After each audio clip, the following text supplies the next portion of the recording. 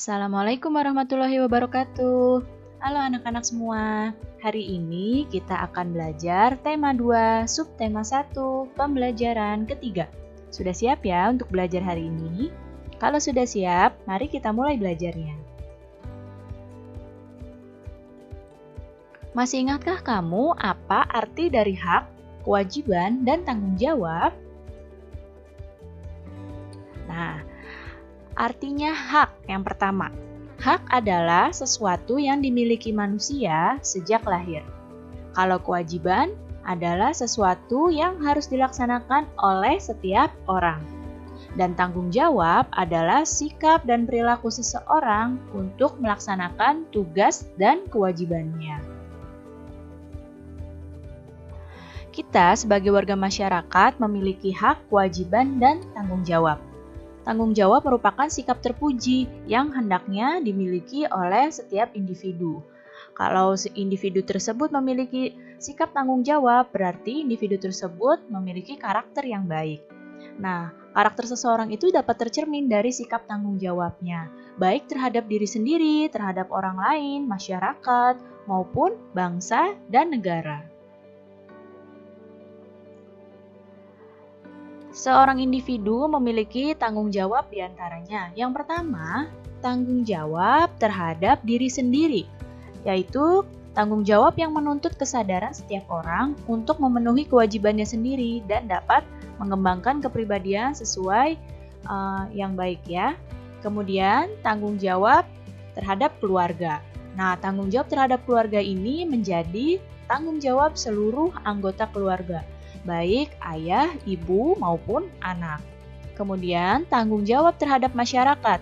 Tanggung jawab sebagai warga masyarakat adalah tugas dan kewajiban yang harus dilaksanakan seseorang dalam kedudukannya sebagai warga masyarakat.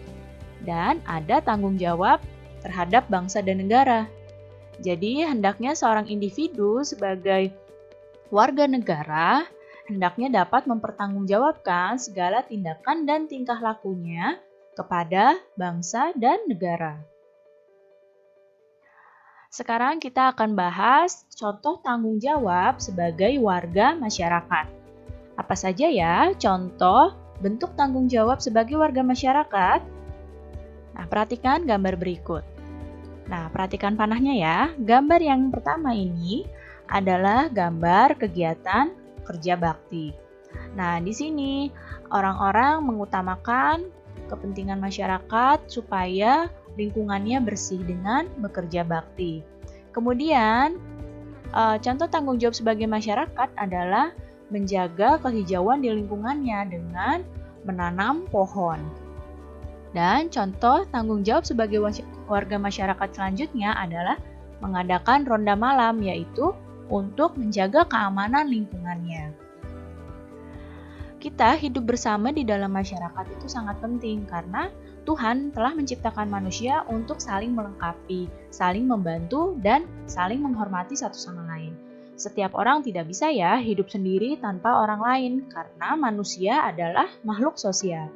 Jadi, untuk menjaga hubungan baik dalam kehidupan masyarakat, setiap anggota masyarakat hendaknya sadar akan tanggung jawabnya, ya.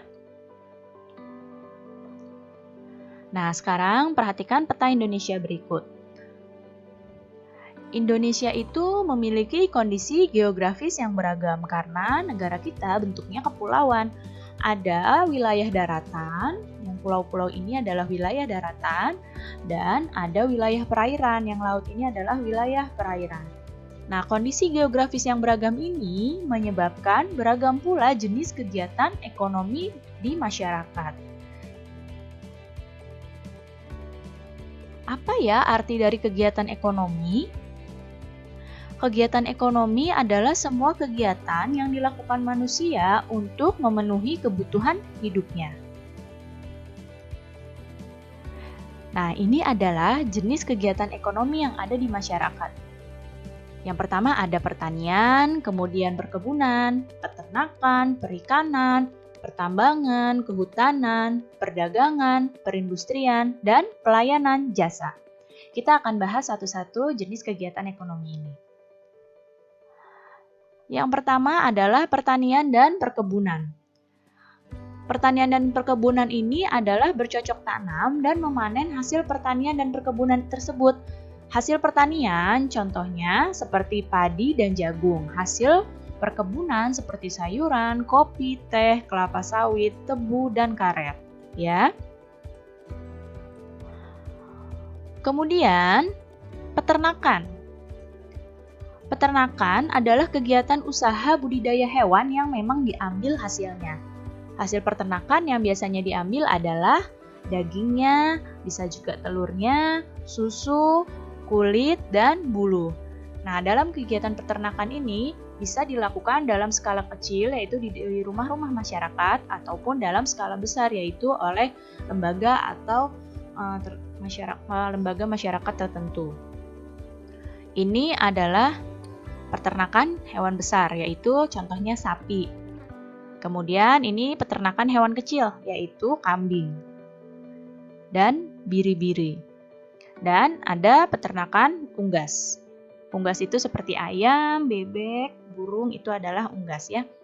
Jadi peternakan ini terbagi jadi 3 jenis ya. Ada peternakan hewan besar, peternakan hewan kecil, dan ada peternakan unggas. Selanjutnya perikanan.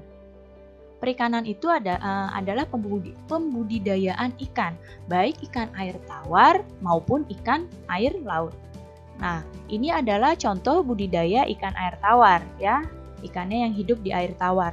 Apa contohnya? Misalnya budidaya ikan mas, budidaya ikan mujair, budidaya ikan gurame, dan lain-lain. Dan ini adalah budidaya ikan air laut, contohnya adalah udang. Selanjutnya adalah pertambangan. Di Indonesia, dilihat dari kondisi geologisnya, itu mengandung banyak barang tambang. Jadi banyak potensi barang tambang yang melimpah yang bisa dimanfaatkan untuk kemakmuran masyarakat. Apa contoh barang tambang? Contohnya batu bara, emas, perak, nikel, minyak bumi, dan masih banyak lagi yang lainnya. Nah, yang ditunjuk panah ini yang sebelah kiri, ini adalah pertambangan batu bara. Dan yang sebelahnya ini adalah pertambangan minyak bumi. Selanjutnya adalah kehutanan. Nah, untuk meningkatkan hasil hutan dengan menanam berbagai macam tumbuhan kayu seperti jati dan mahoni. Dulu hutan Indonesia ini seperti ini ya, tapi sekarang banyak orang-orang yang memanfaatkan hutan dengan tidak bertanggung jawab. Hingga kondisi hutan Indonesia saat ini sampai seperti ini. Kawasan hutan di Indonesia itu sekarang perlu dihijaukan kembali agar hutan tidak semakin rusak. Kalau hutan kita rusak, kita nggak bisa ambil apa-apa dari hutan tersebut. Tapi jika hutan kita kembali hijau, direboisasi kembali, maka hasil hutan kita akan kembali melimpah. Kemudian perdagangan. Perdagangan adalah kegiatan membeli barang dagang dan menjualnya kembali kepada konsumen. Konsumen itu pembeli ya. Nah, perdagangan itu tidak hanya mencakup satu daerah atau satu negara, bahkan perdagangan itu bisa dilakukan dengan antar negara. Selanjutnya perindustrian. Perindustrian adalah kegiatan mengubah barang mentah menjadi barang setengah jadi atau barang jadi. Nah, ini di sini yang pertama ini adalah ada industri sepatu. Ya, gambar yang pertama. Kemudian dilihat di panah, yang ini adalah gambar industri kertas, pengolahan kertas. Yang gambar sebelah sini, yang sebelah kanan, ini adalah gambar industri tekstil atau pakaian. Kemudian pelayanan jasa. Pelayanan jasa ini adalah melayani masyarakat dalam bentuk layanan terhadap konsumen. Apa saja pekerjaan yang melakukan pelayanan jasa? Contohnya dokter, perawat, kemudian penjahit, dan juga arsitek. Baik, cukup sekian ya penjelasan Ibu kali ini. Mudah-mudahan kalian dapat paham dan mengerti. Terima kasih anak-anak semua. Sampai jumpa lagi. Wassalamualaikum warahmatullahi wabarakatuh.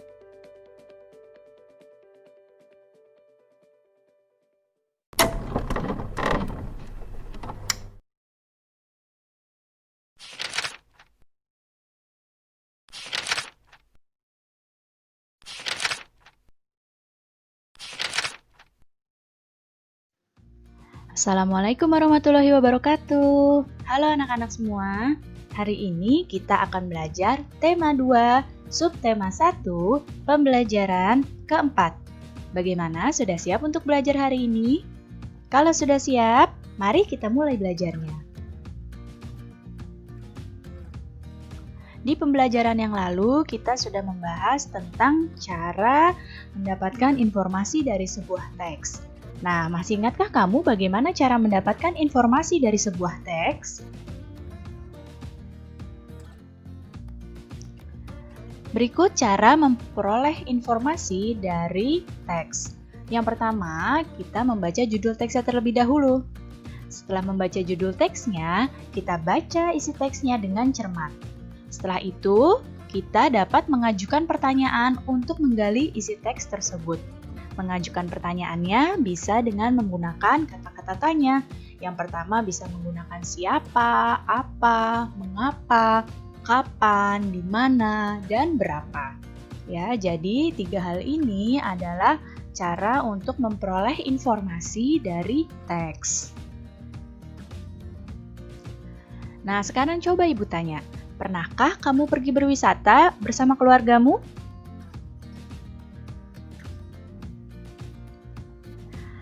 Pariwisata itu adalah suatu kegiatan ekonomi masyarakat. Ya, jadi pariwisata adalah kegiatan ekonomi masyarakat yang termasuk bidang pelayanan dan jasa. Dan pariwisata itu merupakan segala sesuatu yang berhubungan dengan rekreasi. Nah, berikut adalah tempat-tempat wisata yang ada di Indonesia. Coba diperhatikan. Indonesia ini tempat wisatanya sangat beragam ya. Ada mulai dari pegunungan, danau, kemudian lautan, pantai, kemudian ada juga wisata budaya. Jadi pariwisata di Indonesia ini sangat berkembang pesat. Nah, kenapa bisa sampai berkembang pesat? Pesatnya jasa pariwisata di Indonesia ini sudah didukung dengan potensi panorama alam Indonesia yang memang indah. Lihat coba di hadapan kalian, semuanya indah kan?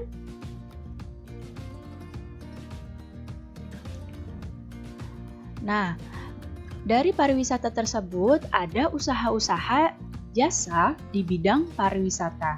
Apa saja usaha jasa tersebut? Yang pertama ada pengelola jasa penginapan. Kemudian ada usaha penjualan barang cenderamata. Kemudian ada penyedia jasa pemandu wisata atau tour guide.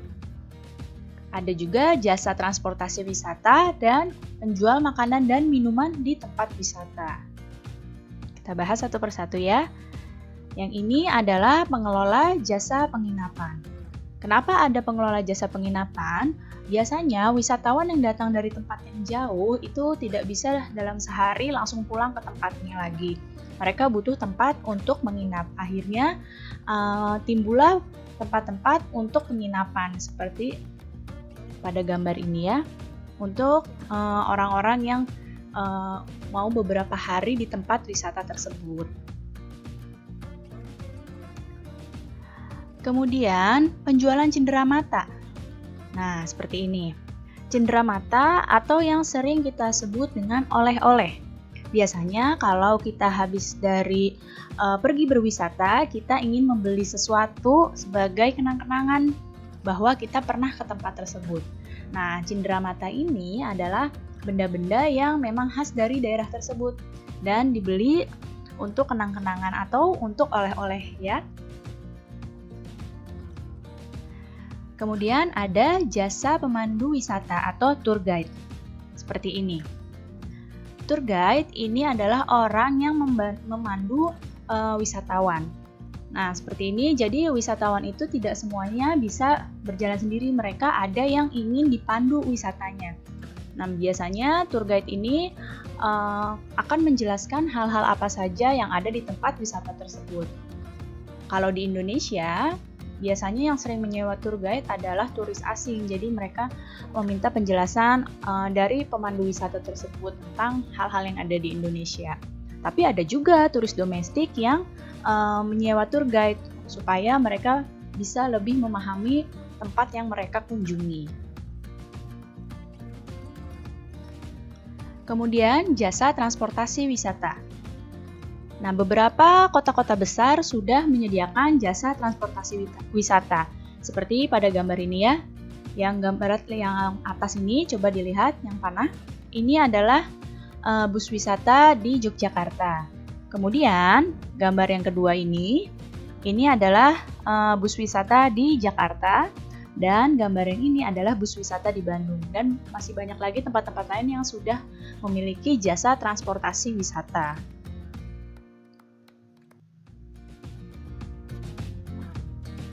Kemudian penjual makanan dan minuman. Ini di setiap tempat wisata pasti ada penjual makanan dan minuman. Wisatawan itu kan pasti butuh makan dan butuh minum. Nah, para penjual makanan inilah yang menyediakan makanan-makanan tersebut.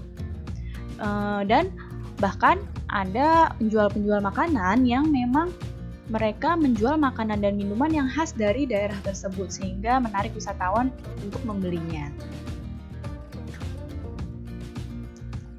Baik, cukup sekian ya penjelasan Ibu pada pelajaran hari ini. Mudah-mudahan kalian dapat paham dan mengerti. Terima kasih anak-anak semua. Sampai jumpa lagi. Wassalamualaikum warahmatullahi wabarakatuh.